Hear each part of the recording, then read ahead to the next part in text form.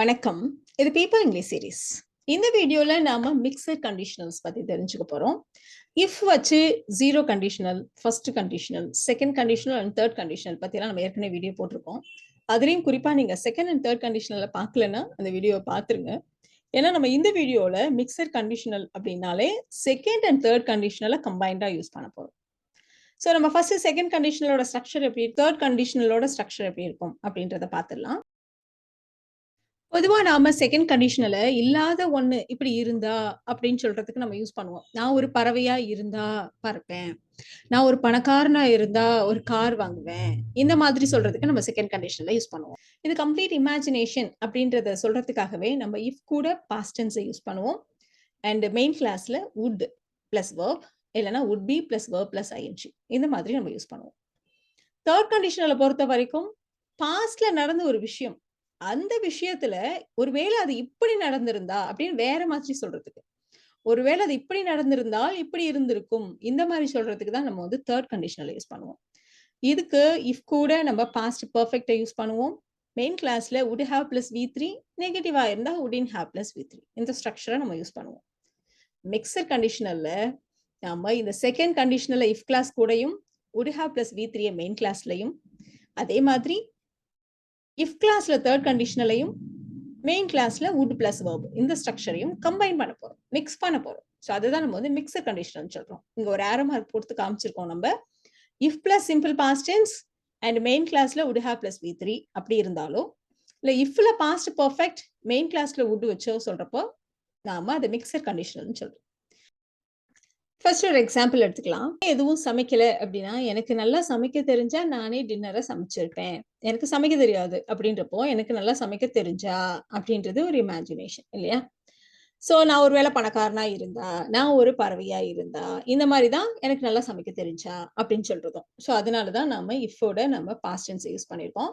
If I knew cooking, நான் டின்னரை நானே சமைச்சு இருப்பேன் அப்படின்னு சொல்றதுனால தான் நம்ம would have plus v3 use பண்றோம். So I would have cooked the dinner.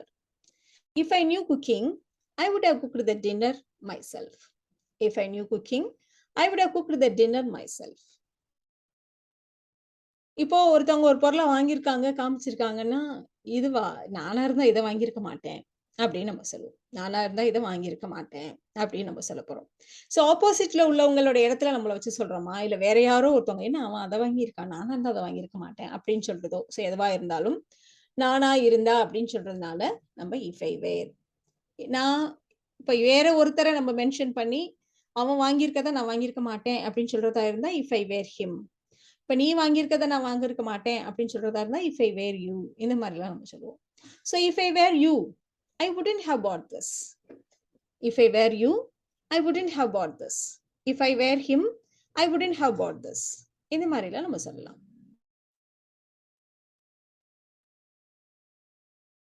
இப்போ வீட்டுல இருக்க பெரியவங்க புலம்புவாங்க இல்லையா, யாருமே என்ன கவனிக்க மாட்டேங்கிறாங்க, அவ இங்க இருந்தா என்ன நல்லா கவனிச்சிட்டு இருப்பா அப்படின்னு நம்ம சொல்ல போறோம். ஸோ அவ இங்க இருந்தா, அவ இங்க இல்ல இருந்தா. இஃப் ஷி வேர் ஹியர், சொன்ன மாதிரி நம்ம சிம்பிள் பாஸ்டா இருந்தா கூட இமேஜினேஷன் அப்படின்றத இண்டிகேட் பண்ற மாதிரி நம்ம வாசில்ல வேர் யூஸ் பண்ணுவோம். So if she were here, she would have taken care of me.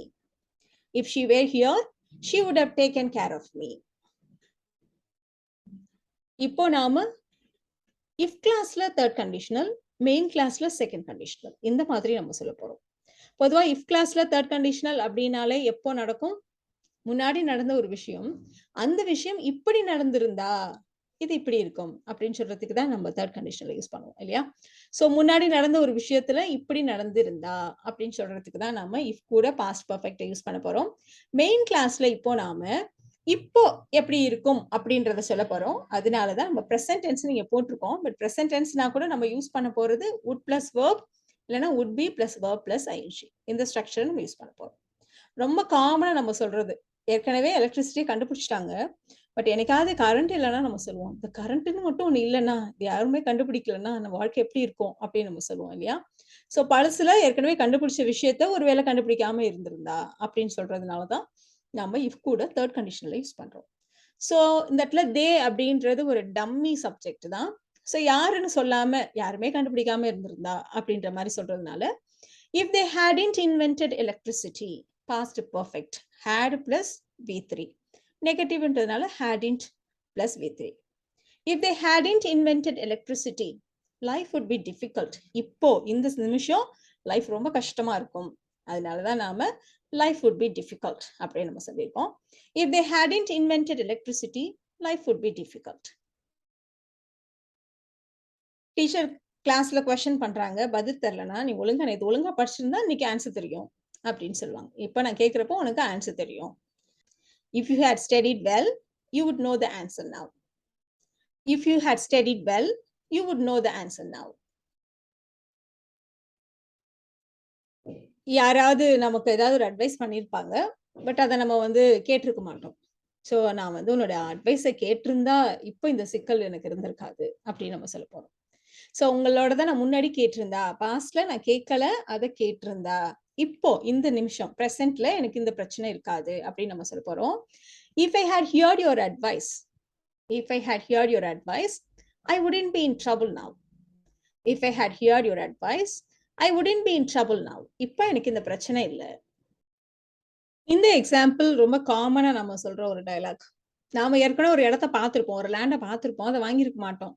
இன்னைக்கு அதோட மதிப்பு ஏறிடுச்சு அப்படின்னா நம்ம சொல்லுவோம், சரி நம்ம அந்த இடத்த அப்பவே வாங்கியிருந்தா இன்னைக்கு அதோட மதிப்பு 1 கோடி ரூபாய் அப்படின்னு சொல்லுவோம். ஸோ பழசுல வாங்கி இருந்தா அப்படின்னு சொல்றதுனால இஃபோட நம்ம third conditional past perfect use பண்ணிருக்கோம்.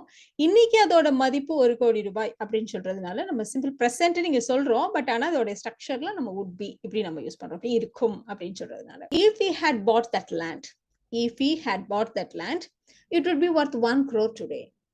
If we had bought that land, it would be worth 1 crore today.